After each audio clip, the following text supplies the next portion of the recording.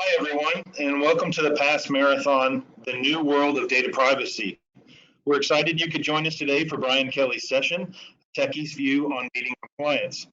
This PASS Marathon features back-to-back live webinars delivered by expert speakers from the PASS community. The sessions will be recorded and posted online after the event. You will receive an email letting you know when the recordings become available.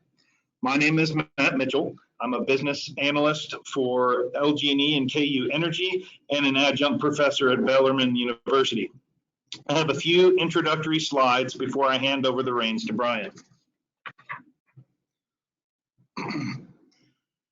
If you require technical assistance, please type your request into the question pane located on the right side of your screen and someone will assist you. This question pane is also where you will ask any questions throughout the presentation. Feel free to enter your questions at any time, and once we get to the Q&A portion of the session, I'll read your questions aloud to Brian. You are able to zoom in on the presentation content by using the Zoom button located on the top of the presentation window.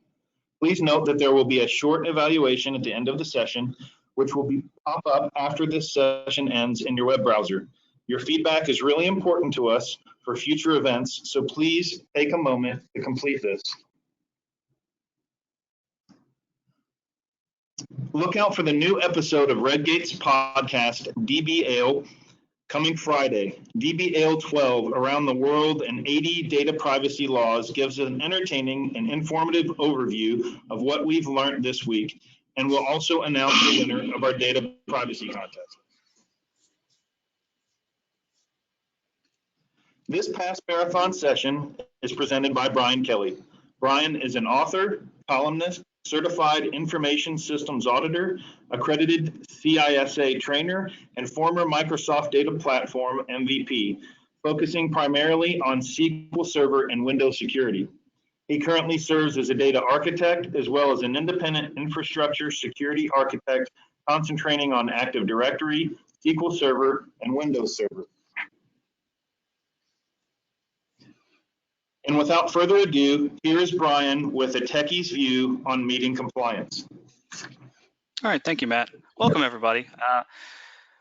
When PASS approached this topic and I saw the information out there, the thought that ran through my mind as a technician, once upon a time, strictly a technician and not an auditor in any way, was how much of a disconnect there was between techies and auditors. And in some cases, it was getting tripped up on the language.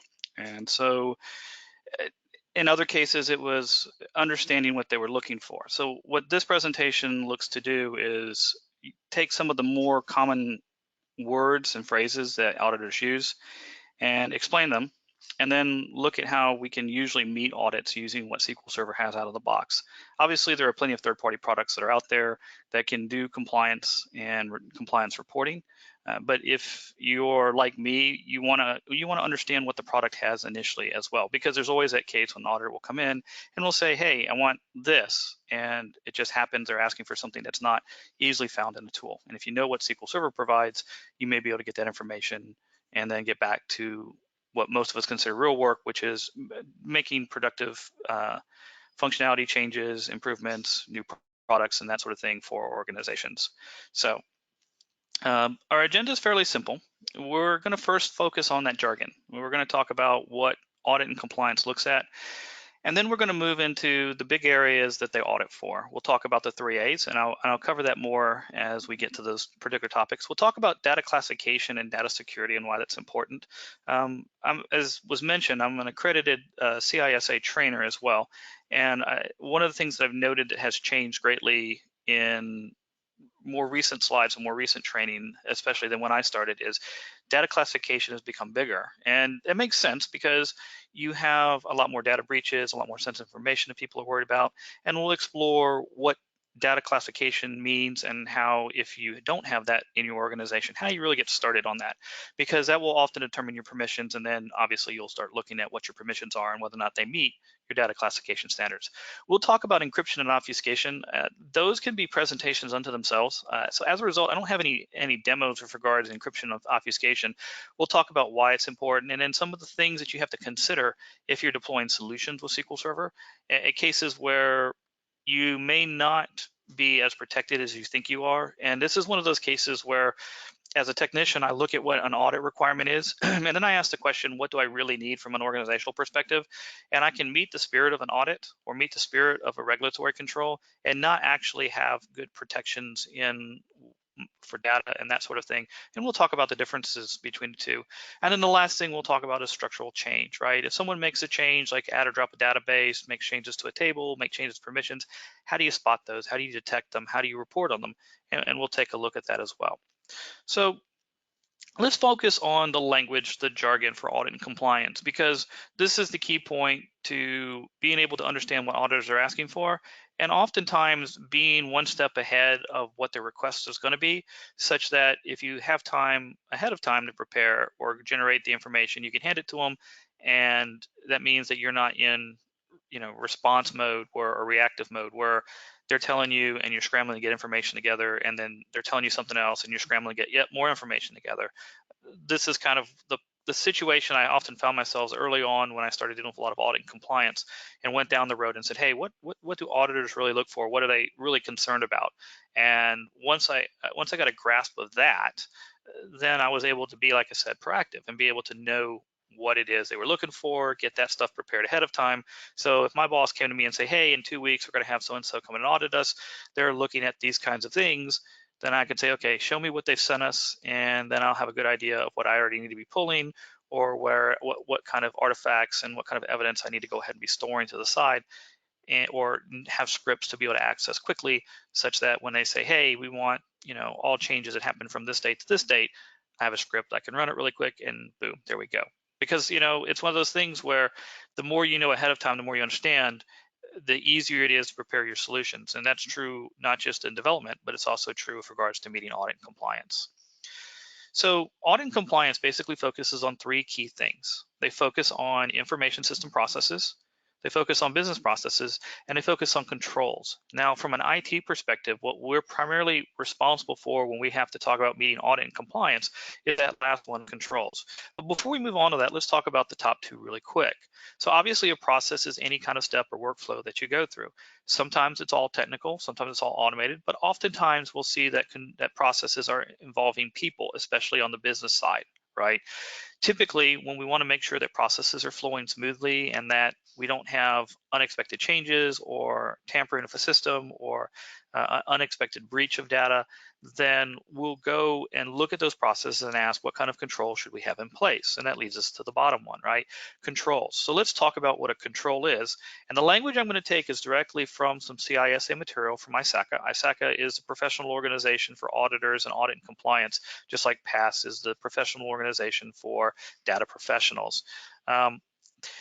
Basically, you can think of controls as broken into two parts. There's an objective. It's basically what you want to do, what you want to have happen, right? So I may have a control that we'll look at a little bit later that says, hey, no SQL Server login can be created that ignores password policy, right? Fairly simple statement. The measure, well, how do I know that I'm fulfilling that objective?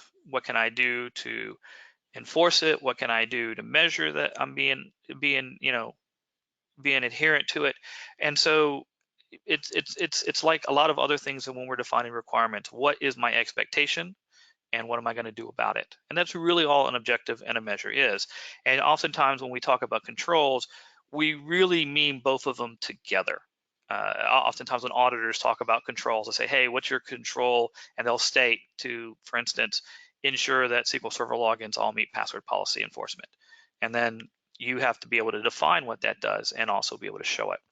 Now, when we talk about controls, one thing I will point out is when I've gone in and I've looked at a system, whether I'm looking at it from a technician's perspective or I'm looking at it from an auditor's perspective, is just because you're doing something or say you're doing something, that's not enough. It's like if I have a student who's taken a math course, and at the end of the course, they say, yes, I've understood the math. And I've gone every day and I've taught and I've had lesson plans and I've done everything like that. All I have to go on is what that student said. Yes, I've learned your course, right? We don't accept that as an acceptable way of measuring if, in fact, the student has completed the course and understood material. We introduce things like homework and tests and quizzes. And really, we need to do the same thing with controls. We have to have a way to measure or audit the control to make sure it's being adhered to. A lot of times when I go to do these types of things, I'll notice that they do have some way of tracking the information. For instance, they'll log every single login to a Windows server, to speak outside a SQL server, but they don't take the next step. And what I mean by that is that they're collecting all that data, but no one actually reviews it. No one actually verifies that the control is being met. They have audit logs, but if no one's looking at them, then what good are they, right? It's just the same thing as printing off a bunch of reports and sticking them in a corner. You don't know what the reports say, so you don't know if you have an issue or not.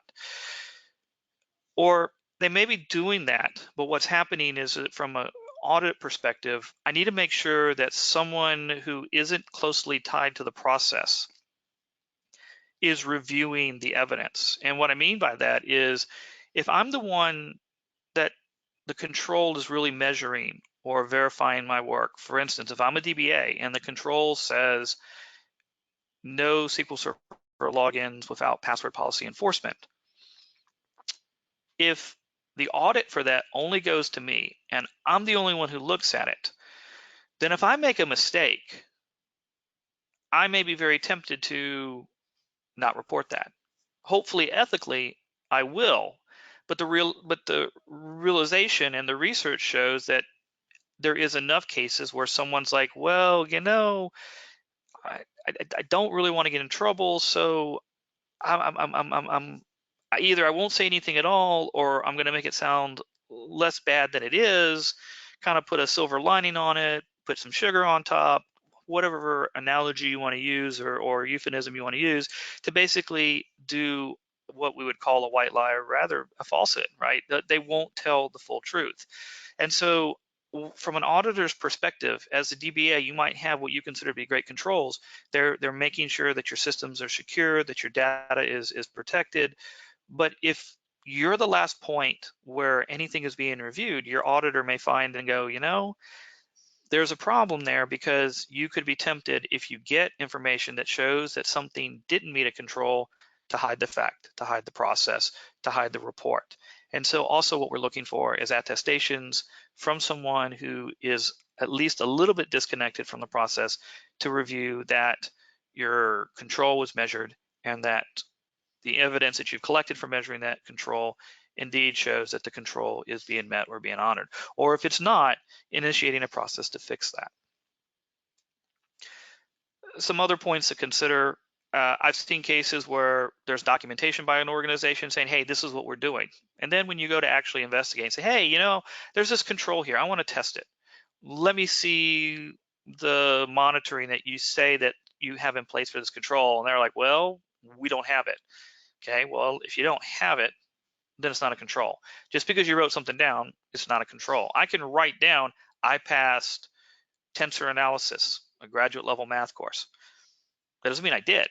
I just wrote it down, right? Now, if I have a transcript that shows for it, well, there's your control. And that's also going back to the evidence, right? I can have it written down. I can have some process that's supposed to be measuring and monitoring that control. But if it doesn't produce any evidence, if there's nothing I can go back and verify, then it's also not a control. And finally, even if I produce the evidence, but as I was saying before, if no one's looking at it, it's not a control either. So an auditor may come in and they may see that you have something documented, and you may even have something implemented, but they may gig you on the fact that they're going, well, I see that you've got something here, but I don't have any evidence that anyone's looking at it. And therefore, I can't really say that this is protecting you. And that's what they mean by that. So these are the things that an auditor will ask about or look at with regards to whether or not you have a valid control in place. Now, when we talk about controls, auditors will focus on three types of controls. Preventative, as you might expect, they try to prevent something happening, an error, a malicious action, or some sort of something getting left off or forgotten about, right? Detective control is like preventative in that it catches the error, but the difference is that it doesn't do anything or can't prevent it, right? It just simply reports that something happened. Your security audit logs, which report audit logins or login successes and login failures. That would be an example of a detective control, right? You can use that evidence to determine whether or not there's someone actually trying to break into your SQL server. And a corrective control is something that kind of runs afterwards. In other words, it doesn't see the error, the malicious action, or the omission happening in real time. It reviews after the fact and then does something to either revert the problem or at least minimize it. And I have a simple example of preventative control with regards to policy-based management. Corrective control can also be used, if you think about it, there's plenty of examples within the Windows space, like a DSC with regards to PowerShell. And there's all these things that we can do. We can run scripts that go and look at, for instance, whether or not you have XP command shell enabled or disabled, if your organization has a policy or a rule on that. And if it sees that it's enabled and it's not a server that's in an exception list somewhere, it automatically redisables it and then reports it. That's an example of a corrective control. And a mixture of these is often what's used to ensure that a system is secure, or a business process is okay, or that data is protected. Now, sometimes you'll also hear you'll hear something that's called a compensating control. And what this means is that when I look at the controls that are available to protect something, nothing that I have right there is good enough. But I have some other process or some other check that I can look at in order to verify and ensure that I don't have an issue. For instance, I might not have a good control on an ETL process that I can define, right? The data comes in, it goes through some SSIS packages, it ends up in a data warehouse, and then some more SSIS packages spit them into a bunch of data marts. I may not have anything along that stream that tells me that the data didn't get manipulated in a way that's not okay, right? We'll assume that there was no malicious activity and it's just simply an error. But unfortunately, that's used for financial reporting, and that becomes a big deal, right? However, if I've got a system that is parallel to that reporting system that I can do a reconnaissance against, and I can check balances and I can check numbers against, then because of the fact I have that recon process against that secondary system, that might in fact be what we call a compensating control. But it's not one of the big three that we mean here. We're actually meaning a control using another system or another process or another workaround that gets us to the same point. It gets us to the same protection level. So now that we understand what auditors are looking for, let's apply the key areas that they often look at with regards to SQL Server. The first one, the main one that they start with, are what we call the 3 A's. If you've not heard of this, it's a popular way in security to refer to these 3 ideas: authentication, authorization, and then oftentimes I've heard it as auditing, but I've seen some cases where it's reported as accounting. And basically, here's what we're looking at. Authentication: you say you're somebody, prove it. When you do, that's authentication. All you've done is proven your identity. Driver's license, passport, those are things that we use to prove our identity in the real world, right? With regards to Windows systems, we usually use a username password. Maybe we have multi-factor authentication and we have a smart card, or we have some kind of security token that does a random number generation or pseudo random number generation, or there's some biometrics or whatever else. But in any case, what we're doing is the system is validating that we are who we're claiming to be. That's where authentication stops. Too often it gets confused with authorization as well, but authorization is separate. Authorization is once I know who you are, I go to see what you can do and what you're not allowed to do. And that's authorization. Are you trying to do something you're not allowed to do? Well, then I'm supposed to block you. Are you trying to do something that you should be able to do? Okay, then hopefully the permissions are there to allow you, or I have an authorization issue. And so that's the difference between the two, and auditors may make a distinction behind it, and they may ask you for it. A lot of times when we produce reports, we kind of mix the two. For instance, if you look at the permissions for a database, or you look at the permissions for a SQL Server, and we'll look at them shortly, you may in fact see that there is connect permission. Well, that actually is a permission, and when we say, oh, that's how they authenticate, well, it's not. It's actually the fact that if I'm looking at whether or not you have a connect permission, that means I actually know who you are already. So I'm still strictly looking at authorization. Authentication is proving who you are. Authorization is then determining what you have access to, rights to, and what you don't have access to and rights to once I know who you are. And then last, tracking all of it. You know, we have the SQL Server error log, we have Windows operating system logs, we have different types of structures within SQL Server. We can build our own. We can put shims in that reports information to other systems. We can watch the network. All these things, and what we're trying to do is we're trying to track activity. We're trying to make sure that what happens on our systems is expected and for business reasons, and that we don't have any malicious activity. Without any of these kind of logs, without any of these kind of records, we don't have accounting and auditing. And in today's world, accounting and auditing is just as important as authentication and authorization. So let's look at a quick demo of authentication and authorization. And we've talked a bit about auditing and accounting, but most of you have seen it. So I'm actually going to go into SQL Server Management Studio, and I'm going to use something called policy-based management. If you're not familiar with policy-based management, it's kind of like group policy for SQL Server. Some people use it very heavily. Some people have never heard of it. But one of the things that we know when we do policy-based management is I can set up policies based on conditions. And sometimes policies can only be set to report. Most policies, in fact, based on what's available, can only be set to report, but there's a handful that can be set to actually correct action. So I'm going to do this query. I'm going to hit this policy management facets, and looking at books online, I know that when I choose execution mode modded by 2, right, if it's equal to 1, then that means that that's a particular facet that I can actually use to do a preventative type of control. So let's execute that real quick. And if I look down right there, I have login options. This actually corresponds to settings within logins. So what that tells me is that I can actually do preventative type of actions on login objects. So remember, I've talked a bit about having a control that says no SQL Server login should be able to ignore password policy enforcement, right? So I've got 2 examples here, creating a login, and notice check policy equals off. This is one I want stopped. And then I have one where I have password set, looks to be a fairly stronger password, but notice I don't have this check policy equal off set, right? I want to block this statement, but allow this statement. So what I can do is I can first come into policy management, it's under management, and I can right click and I can say, I want a new condition. I've got to give it a name. So I'm going to say it's block no password policy. And I can choose a field. But first I've got to choose a facet. So I'm going to choose a facet and I'm going to scroll down until I find login options. And then I'll choose a field. And I'm going to look one that says password policy enforced. And I'm going to set it to true. Okay. Now, this is my test condition. This is what I'm looking to enforce. However, I haven't built anything yet to enforce it. So I'm going to do that with policies. I don't have any policies defined, so let's define one.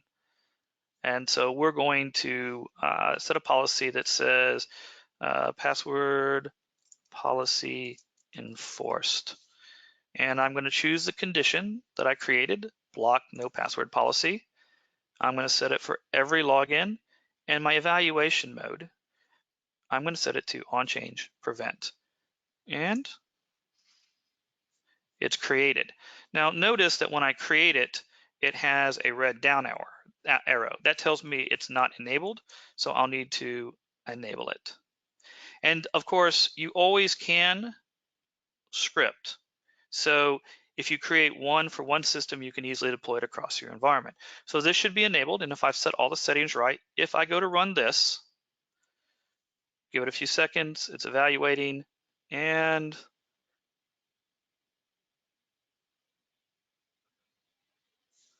it blocks it.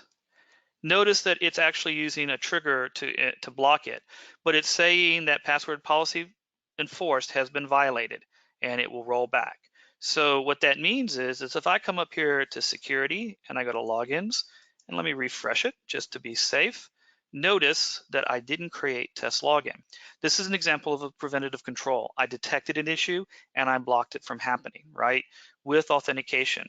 let's go ahead and do something that should work, that should meet most password policy standards, and it creates right away. Notice that it didn't take any time at all, and now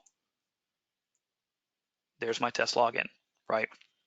So that's one way of doing a preventative control. Now, I may want to do a detective control as well, and I may want to use something called the audit object, which is fairly easy to do. So that's also a security related thing. So let me re-expand security, and notice I have this thing called audits. So the way audits work within SQL Server is I've got to create a place to write to, whether it's a file system or whether it's an application or security event log. Once I have that location written, I can give a specification that monitors for something and writes to that location. So let's go ahead and create our location. I'm going to create a new audit, and I'm going to call this track logins. Because this is a demo, I'm going to write it to the file system, and I'm not going to put any parameters on it. On a real production system, you would want to make sure that if you're writing to the file system that you take into account that you don't run yourself out of space, right? Now, if I've got a product like a SIEM, an SIEM, Security Incident Event Management platform, that is reading the application OS log for Windows, then I probably want to dump this to there, and then the SIEM can pick it up as well. Or if I have additional requirements to make it more stringent, more secure, I may write to the security log, because the Windows OS is very restrictive to what is allowed to write to the security log and has additional protections in place. So for instance, if I go to clear the log, it's going to put an entry in the security event log saying someone cleared it, right? However, the security log does require you to do additional things at the OS level. So oftentimes on a production system, I'll use application log. But for the purposes of a demo, I'm going to do here, and I'm going to say put it to this path. And this is a folder, and it will actually write files to this path. And I'll click OK. And the other thing I'm going to do is I'm going to specify an audit specification. Because I want to track logins, logins happen at the server level. So I'm going to use server level audit, and I'm going to call this report successful and failed logins. Now, obviously, we can make a setting within the properties of SQL Server. The problem that I have sometimes with that, though, is it also writes those events into the error log, and I'll show you that in a minute. I've got to tell it where to write to, track logins, and then I've got to say I want to monitor for failed logins, and I want to monitor for successful logins, any events in these two groups. Now, the interface is smart enough to realize that if there's nothing further, the drop downs won't do anything, right? This is what I want to monitor for. I'm going to click OK. Now, notice that both track logins and my audit specification itself, report successful and failed logins, both show that red down arrow. When SQL Server creates these things, it always creates them disabled. I want to enable first the audit, the writing location, and then I'm going to enable the server audit specification itself. And there we go. Now, if I do a login, just a regular successful new query, then I should be able to see it. Now, the user interface does allow you to do it in real time. There's TSQL that allows you to as well. I've created this before, so it's actually writing some files, but here we go. We see login succeeded, demo login, and I can create some failed logins as well. Now, why would I choose this method over, say, just having the properties set this way, where I'm monitoring both failed and successful logins? Well, if you actually need to use your SQL Server error logs, and we do, then what you're going to find is every single login gets recorded. And it could be a lot, right? And this kind of obscures what other information that's there. On a busy system like a production system, the logins may have so many entries that you really can't find anything else very easily. So this is an example of why I would do login changes. I could also do another one, which if I'm talking about tracking things, I could go back to this, for instance, and properties. Right, I could switch this at any time if I wanted to. I can also define if this fails, what to do. So like on a very high important system, I may choose to say, you know what, if for whatever reason I can't audit, I can shut this down, right? And basically most operations that are available with regards to SQL Server can be audited in some way. You just have to realize the level. One thing I will say is that be sure to check out what version of SQL Server you are versus what level of specification, because the database level, what we used to call the fine-grained, so like monitoring things like who is querying a database table and things of that sort. I didn't have access to that unless I had Enterprise Edition until SQL Server 2016 SP1. That's when it got enabled for all editions, standard edition and up, right? So what version of SQL Server and what edition I have may determine whether or not I can use audit objects. There's another thing that we can use called extended events. We'll talk about that in a bit. And that would get us most of the way there. One last thing I want to show, and that's with regards to this level, is where we actually are looking at authentication and authorization together. So I'm going to create a login, right? Login control. And then I'm going to do this. I'm going to grant it control server permissions. Now, if you're not familiar with control server permissions, control basically means you have the right to do anything at that level. So for purposes of what control server can do, it's considered the equivalent of sysadmin. There's a little things that you have to do maybe a little different, but effectively, if I have control server, I can do anything on the box. Now, most of the time, we'll look and audit sysadmin because that's a role we know. And if we run it, we do not see login with control here at all. So now we have an account that has the equivalent permissions as sysadmin, but if we just check sysadmin, we don't see it. What we have to do is we have to look at the permissions itself. And I'm looking here at the server level. This is where we get to authorization, right? And I see right there that login with control has control server permissions. So authentication, if someone can authenticate with login with control, if they know that password, they can log in. They now have authorization-wise the ability to do anything they want on the SQL Server. So those are the types of things that we look at when we talk about the 3 A's. All right, back to our presentation. So let's talk a bit about data classification and security. Now with data classification and security, what I'm trying to do is I'm trying to organize my data so that I understand basically how sensitive it is. It's usually multi-level, 3 to 5 levels in most organizations, where I know based on what level it is, what kind of protections I should have around it. If your organization isn't doing proper data classification, the problem that you could run into is you have a case where you may be overprotecting data that's not worth protecting to that level, and you may be underprotecting other data that you really should be protecting in a greater capacity. When you are able to do a data classification system, what that allows you to do is also allow you to define minimum security and handling standards for each of the classification levels. And usually the person who creates the data, who owns the data, that's one of the ones that's typically looked at, the data owner, as far as determining classification. Now, if you're thinking, well, this is kind of abstract, let me bring you a real example, and that's from US government. So most of us are familiar with these terms: confidential, secret, and top secret.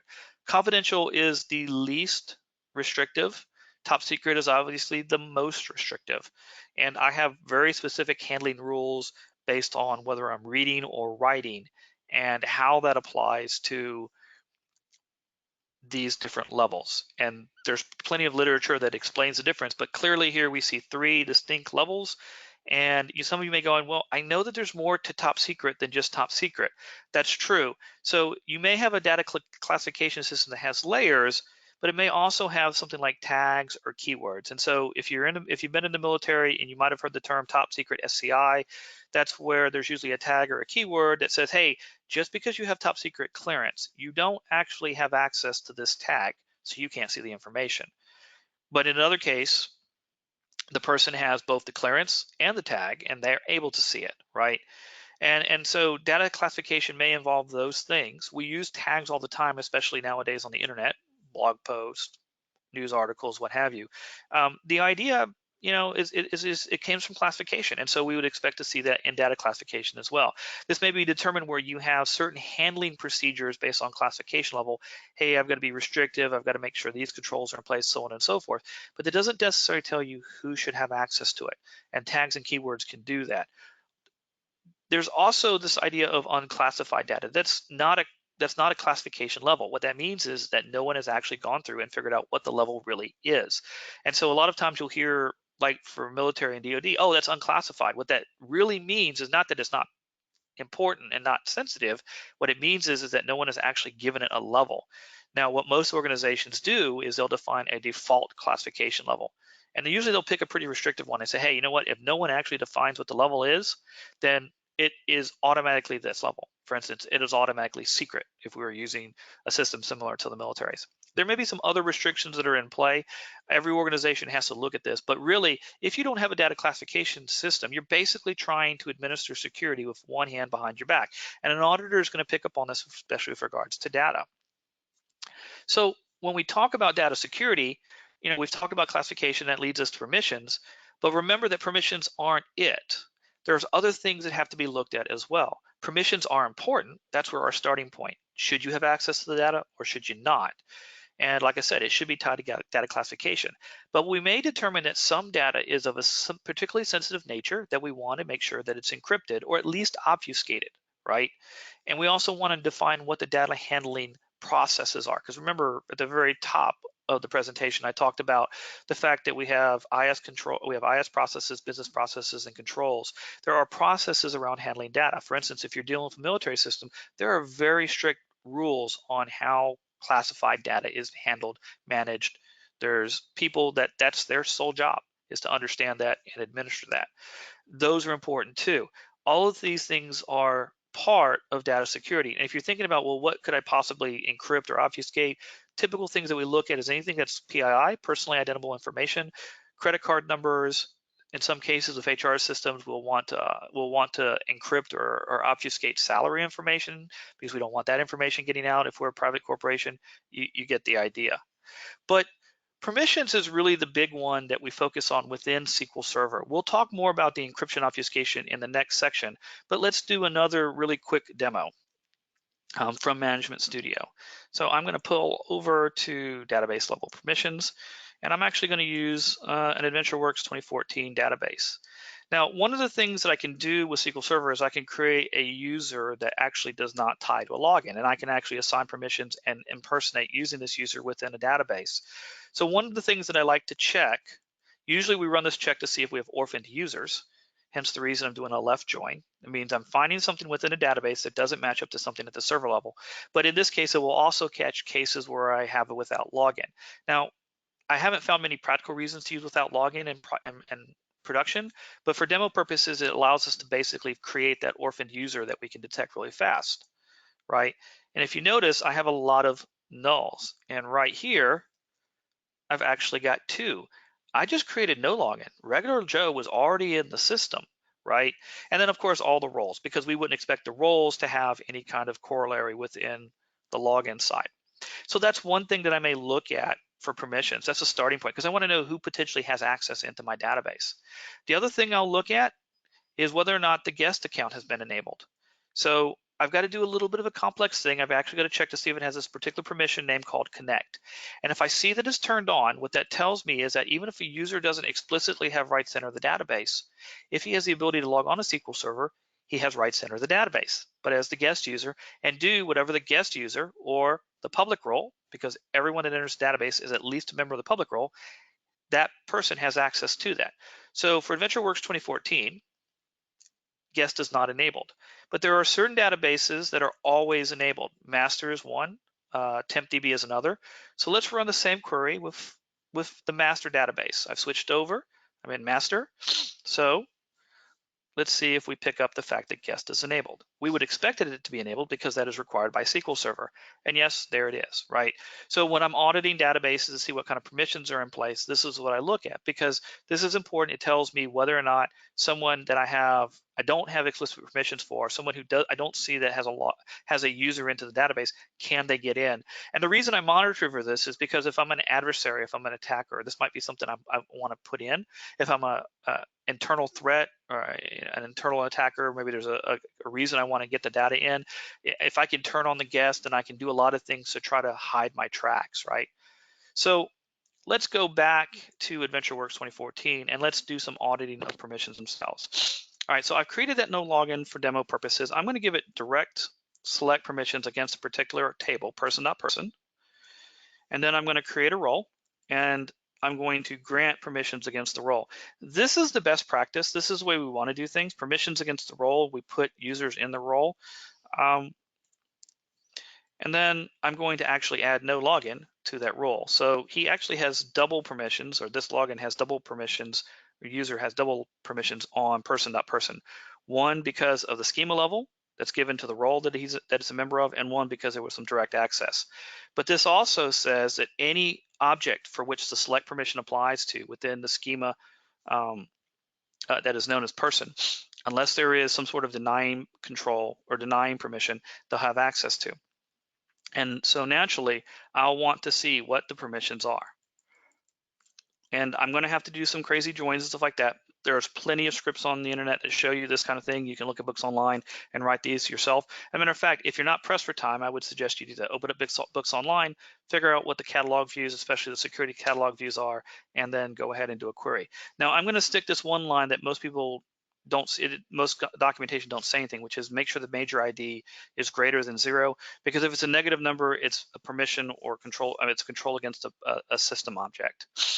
So I'll run that, and I'll see the 2 permissions that we just granted, right? I'll see that no login has a direct permission against the object person.person, and I'll also see that the read person role, I don't have a determination here because I didn't go that far as the script is concerned, has a permission, select permission against everything in the person schema, right? These are the types of things that I care about. These are the types of things I want to look for. And I have to remember that with SQL Server, if something is considered a container, like a schema, anything that it contains, that permission will fall down to. It's hierarchical, just like, say, Windows folders and files, right? And I've got to keep that in mind. And as an auditor, I do care about that. All right. So encryption obfuscation, here's what we consider. We look at the sensitivity of the data, and then we ask important questions like, what is the impact to the organization? How much is it going to cost the organization if this data were to be stolen or lost?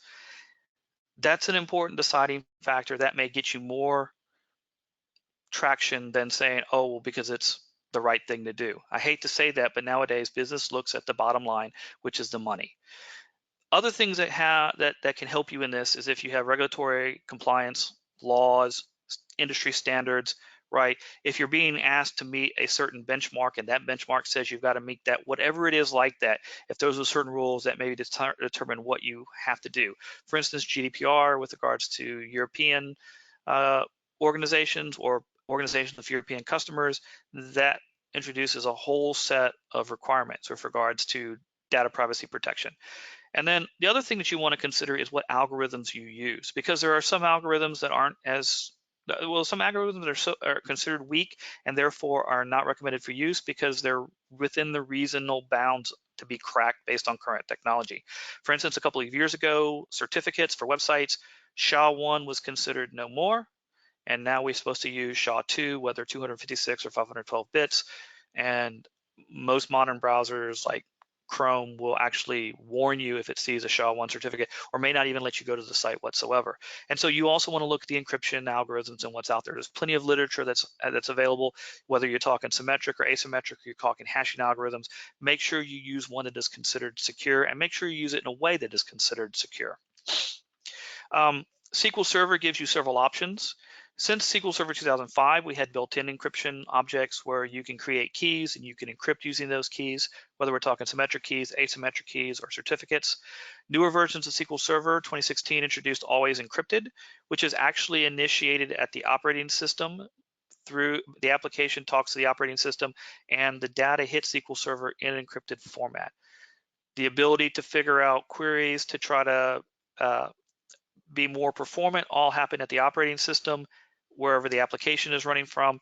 It's a really good technology. Take a look at it, obviously. And then there's what we sometimes would call the easy button. If you have Enterprise Edition, you can do transparent data encryption. That encrypts the data at rest. So the database files, the backups are encrypted. SQL Server newer versions also has given the ability to encrypt database backups, but by rule, if a database is protected by transparent data encryption, or TDE, its backups are encrypted. Now, the thing I will say about this is that, remember, this is at rest. If you have legitimate rights to query the data through SQL Server, you're going to see the data unencrypted, and that's another consideration to think about. And that, and some other things to think about as we're starting to wrap up on time is, when you're looking at encryption, you have keys that basically make those algorithms work. You need to protect those keys. And obviously, when you do encryption, you do have performance impact to consider as well. And like I said, transparent data encryption is a good example.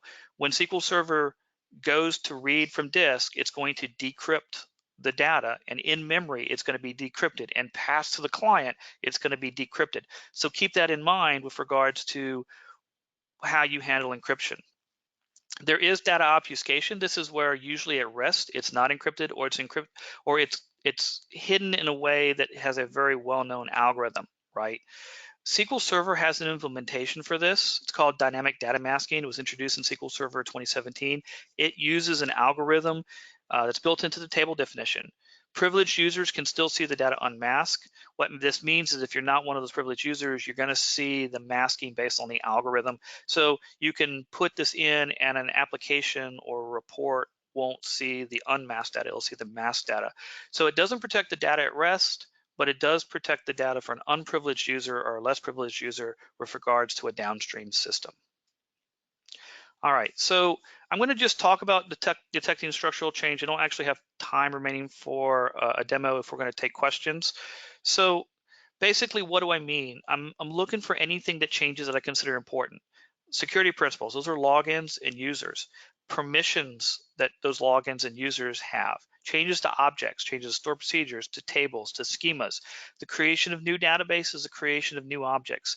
I want to monitor for those things. I want to be able to report on those things. SQL Server gives us plenty of tools to do that, some of which we can institute beforehand, and that's my recommendation, is to do that. Take a look at something we call extended events.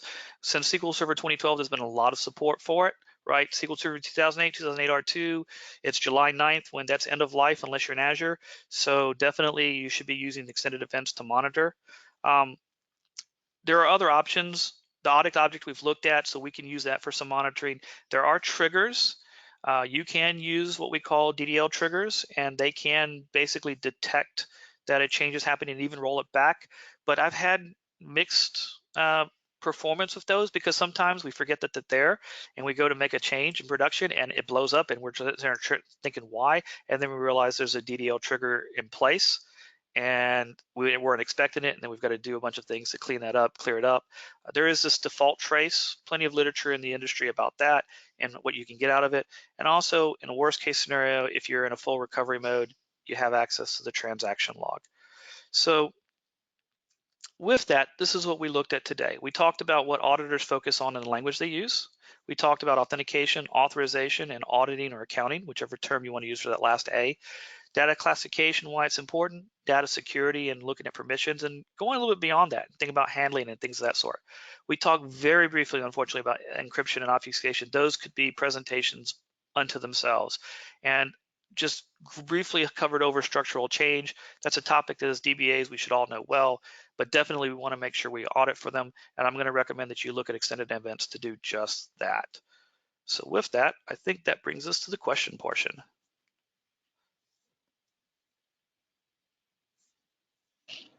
Okay, any questions? If you have questions, please enter them in the question area, and then I will combine them if there's any similar questions and present those to Brian.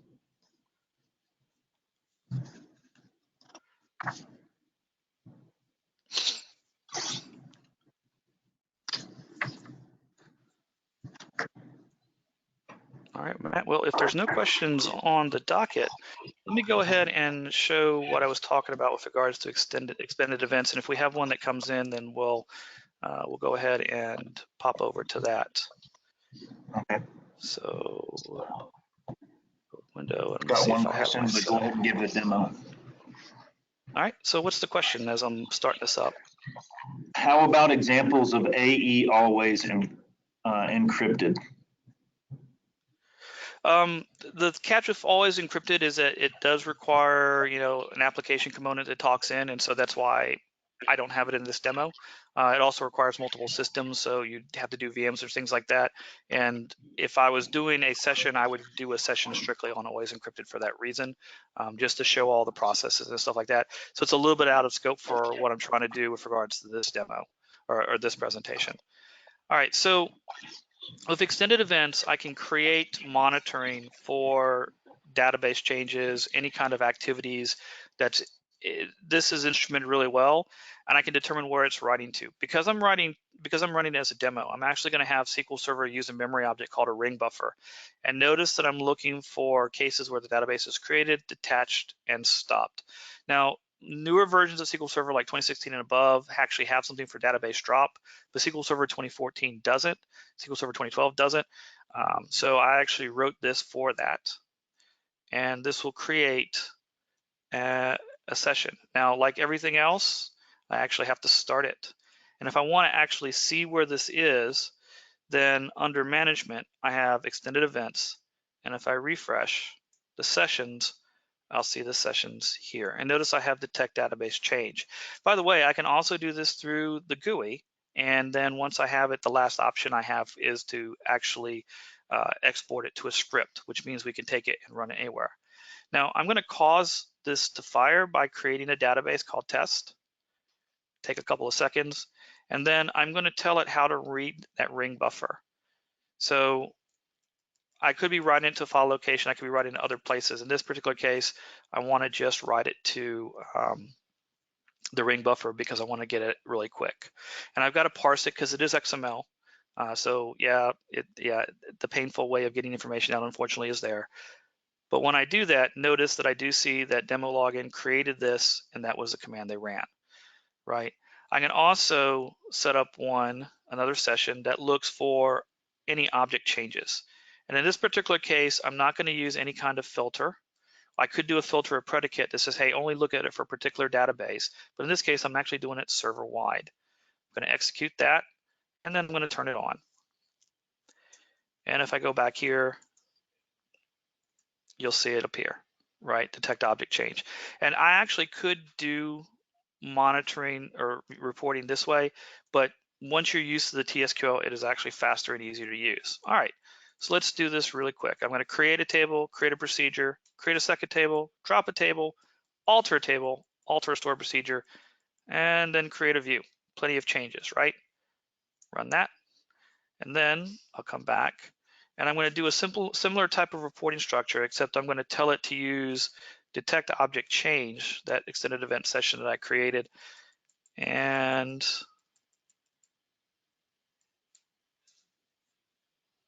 run it. And indeed, we see all of those changes. Now, you may go on, well, why do I see two? And it's because if you think about how SQL Server operates, it initiates and begins the transaction, and then it commits it, right? That same thing is true with not only with regards to data, but with regard to schema changes. So the first entry actually corresponds to the begin. I'm beginning to create the table, and then the commit. I've created the table, right? So we could also even possibly look at this to see where we had schema changes that weren't successful. If we only see one entry and not two, that might give us indication that there was an issue. I can obviously look at data. I can look at permissions as well. Extended events are more lightweight than server traces, if you're familiar with those, if you're still using those. There's always some argument in the industry between team profiler versus team extended events. Consider me on the team extended event side, because with the introduction of extended events, anything that's introduced new won't be backported into allowing profiler to monitor for it. And extended events are more lightweight in most cases, and therefore more configurable as well. So you can really filter down. So like, for instance, I could set a predicate that says only monitor test. If test database was a really sensitive database and the other ones on the SQL Server weren't, I could say I only care about monitoring test. And the way SQL Server would work is it would go through and say, okay, I have this predicate. Hey, this object was created in AdventureWorks 2014. Not monitoring for that. Okay, I'll stop. I'm not going down that logic path anymore. Go ahead and create the object. But if I see that it says, oh, it's being created in a test, there you go. So pretty nifty. We've got one more question and about 5 minutes left, so this will probably be the last one. I'd like your brief thoughts on dynamic masking and when it is not appropriate. So dynamic data masking is going to allow you to mask the data for non-privileged users, right? So what that means is that if your privileged users should also not be able to see the data, you want to use encryption. You don't want to use dynamic data masking because privileged users such as DBAs will still be able to see the data unmasked. Now, with that enters into the question about encryption. If SQL Server controls the keys, then and does the key escrow, that's where you do something like you create a master key for the database, you create the asymmetric key, encrypting by the master key, you create the symmetric key being encrypted by the asymmetric key, and you encrypt the data using the symmetric key. That's the usual pattern, right? As a DBA, I have access to unlock all those keys because of my rights, which means if you encrypt using that method for handling the keys, you're not any better off than you were with dynamic data masking. The privileged users still have access. If I want to break that, I either have to encrypt by specifying a password that's passed into the system, or I have to do the encryption completely outside of SQL Server, which is what Always Encrypted does. And so that's one of those cases where if your privileged users aren't supposed to be able to see the data, the dynamic data masking is off the table. Also, if you aren't encrypting the databases at rest and you consider that data sensitive, then dynamic data masking is off the table, right?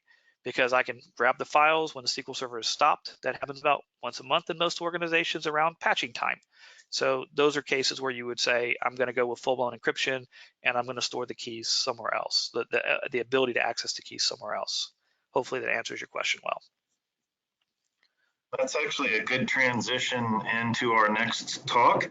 Coming up next, stay tuned for our next session, Masking Sensitive Data in Dev and Test with Kendra Little and Andrew Pierce. And that should be a great presentation. Hopefully you'll stick around for that.